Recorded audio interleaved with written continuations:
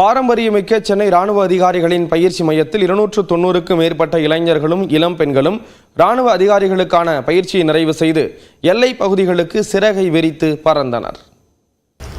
இந்திய எல்லைகளில் பாதுகாப்பு பணியில் ஈடுபடக்கூடிய அத்தனை வீரர்களும் இங்கிருந்துதான் தயாராகிறார்கள். சென்னை ஓடிஏவின் சிறப்பு என்ன என்று நேரடியாக பார்க்கலாம்.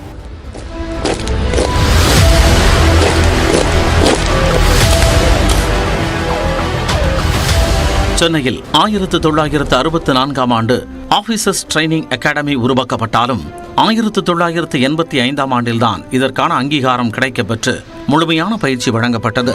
ஆண்டிற்கு 2 முறை தேர்வு செய்யப்படும் ராணுவ அதிகாரிகள் ரஞ்சித் சிங் பெட்டாலியன் மற்றும் சிவாஜி சிங் பெட்டாலியன் என்ற 2 அணிகளில் தேர்வாகி 11 மாத பயிற்சியை மேற்கொள்கின்றனர்.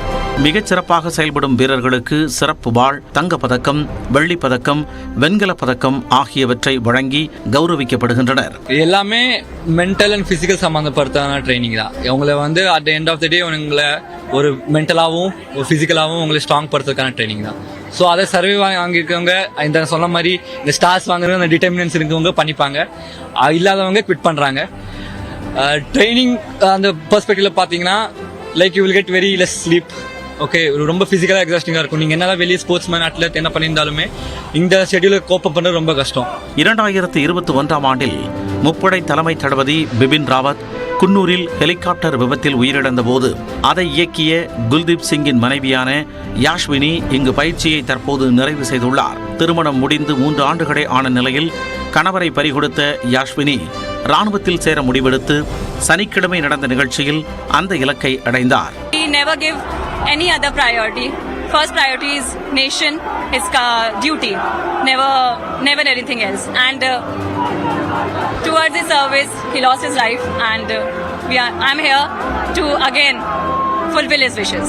சென்னை ராணுவ அதிகாரிகள் பயிற்சி அகாடமியில் பிரம்மாண்டமான மலைப்பகுதிகளும் நீர்வழித்தடங்களும் அமைந்திருப்பது ராணுவ பயிற்சிக்கு மிக உகந்ததாக இருப்பதாக அதிகாரிகள் தெரிவிக்கின்றனர்.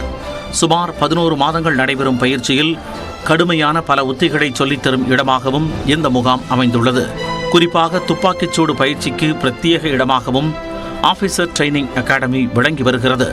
ஆர்மி சேரணும்னு ஒரு லாஸ்ட் 2-3 இயர்ஸாக தான் எனக்கு இன்ட்ரெஸ்ட் வந்தது. நான் ஒரு என்சிசி கேடட், என்சிசி என்ட்ரியில் தான் வந்தேன். ஸோ என்னை ட்ரெயின் பண்ண ஆஃபீஸர்ஸ், என்னை சுற்றி இருந்தவங்க எல்லாரும் தான் எனக்கு மோட்டிவேஷனாக இருந்தாங்க. அண்ட் அப்புறமா இந்த career okay maybe will try அப்படின்னு ட்ரை பண்ணதான் உள்ள வந்ததுக்கு அப்புறம் I really enjoyed it, training part of it.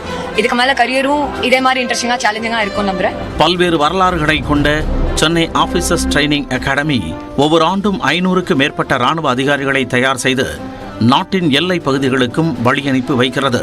அந்த வகையில் இதோ சிறகை விரிக்க தொடங்கிவிட்டனர் இளம் ராணுவ அதிகாரிகள். சென்னைக்கு பல்வேறு அடையாளங்கள் இருந்தாலும் கூட தற்போது ஆபீசர்ஸ் ட்ரைனிங் அகாடமியில இது போன்ற ராணுவ அதிகாரிகளுடைய இந்தியா முழுவதும் பாதுகாக்கக்கூடிய ஒரு அதிகாரத்திற்கான பயிற்சி என்பது சென்னையில் வழங்கப்படுவது என்பது ஒரு மிகப்பெரிய ஒரு சிறப்பாக இருந்து வருகிறது. ஒளிப்பதிவாளர் மணிகண்டனுடன் வேல்முருகன்,